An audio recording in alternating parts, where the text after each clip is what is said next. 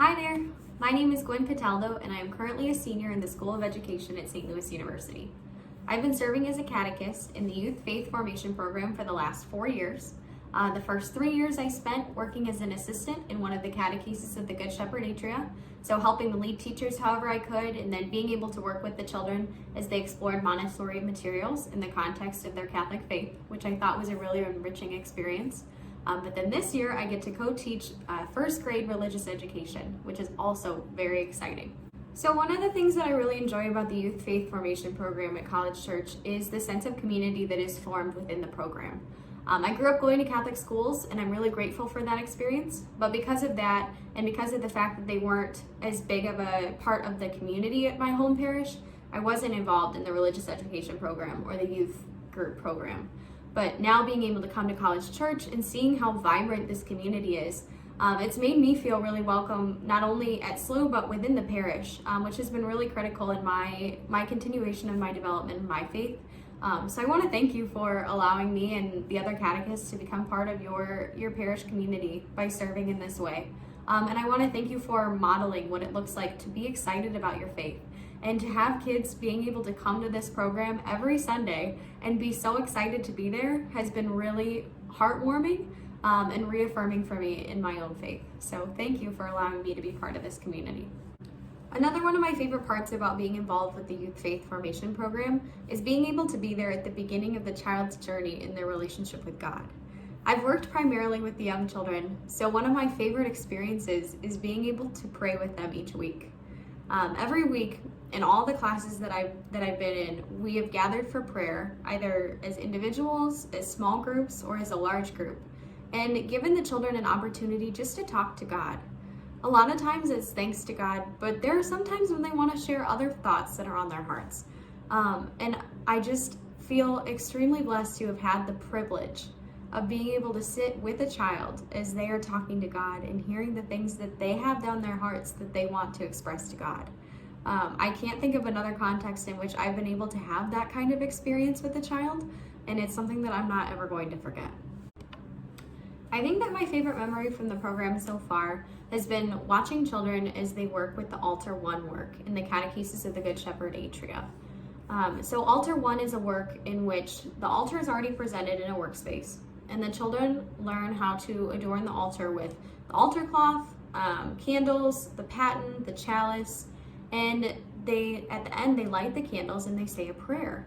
And it is the most beautiful thing to watch the children engage with this work, because these 3-year-olds who are coming into the atrium for the first time, this is one of the first Montessori lessons outside of the practical life works that they are exposed to. And they sit and they so carefully decorate the altar with all of the appropriate parts. And they have this experience at the end when the teacher comes and lights the candles for them of just this peace. And it instills peace in you just watching it. And it's just a very prayerful moment in which the child is totally engaged with the work that they are doing, because it connects them to what is happening at the Mass.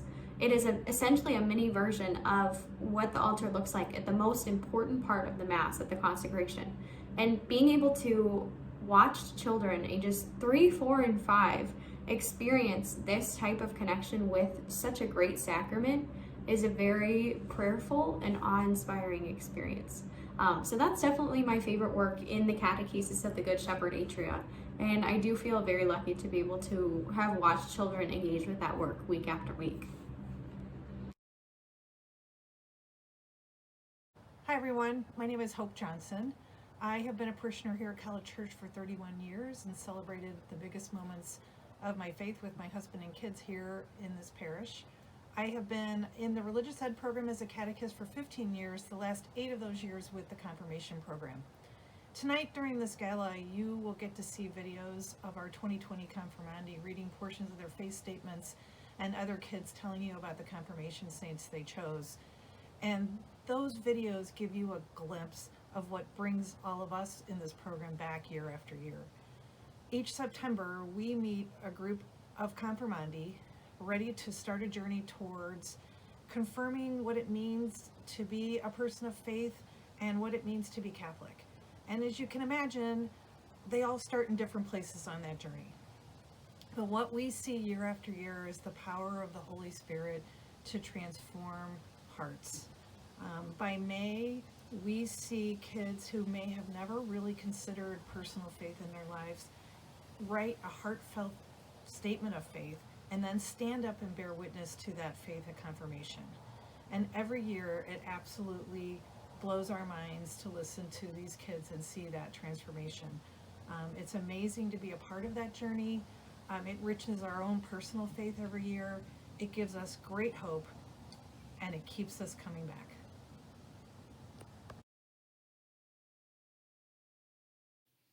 Hi, my name is Molly Mitchell, and I'm a grad student at St. Louis University studying physical therapy. I've been teaching religious ed at College Church for almost 2 years. I started in January of 2019 teaching 4th grade, and then taught 5th grade, moved up with them, and now I'm teaching 6th grade. So I've been in the same group of kids for almost 2 years now. I've loved meeting with them on Sundays in the morning. It's a little bit different now that it's virtual, but it's been so nice getting to know them and leading them each week in guided reflection and Bible study, as well as learning about the sacraments and just getting some time with them to be able to reflect on their week and what they're going through, which has always been nice for me as a college student to remember how I felt in my faith and where I was when I was in 4th, 5th, and 6th grade. So overall, it's been really fun, and I've loved moving along with the same group of kids. I would say the thing I enjoy most about the Youth Faith Formation program is the questions that these kids are asking. I think it's so fun to see them with their wheels turning and to see them having doubts and having questions and uncertainties that they bring forward.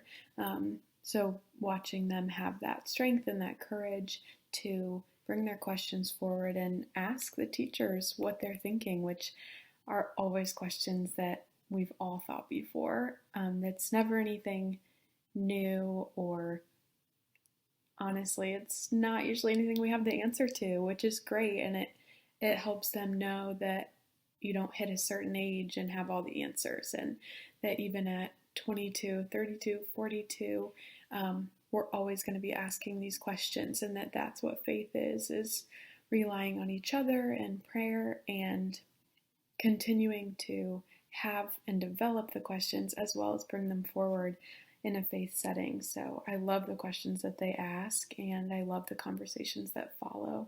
That's definitely my favorite part. One of my favorite memories of teaching religious ed has to be when we were brainstorming ideas for how we could support our sister parish in Belize. We asked our group of, I think, 5th graders at the time if they had any ideas on what we could do to make the religious ed students in Belize of a similar age feel loved and known by us and supported by us. And when they started to understand that this was a group of kids exactly like them in every way, trying to learn, trying to grow in faith, who didn't have the same support or physical resources that they had, they just lit up and their hearts were on fire, and they just started throwing out ideas of pen pals and writing letters and sending books that they love, and it just was really cool to see. I think I might have had a misconception at first that when we brought up this, act of service that we wanted to do, it would almost be like pulling teeth or, trying to keep them on track. Come on, let's do something nice for this group. But I was just blown away and so pleasantly surprised by how giving they were and by how excited they were to be able to help in some way or just bring a smile to somebody else's face. And we did end up writing them letters, and just seeing how particular they were, and they were asking so many questions. And is it okay if I tell them my favorite color? Can I ask their favorite color? And should I tell them about my dog? I mean, you name it. And they wanted it to be perfect, and I thought that was just the sweetest thing. And I will always remember that and remember how excited they were to just make another group of kids feel loved and excited to be in connection with one another.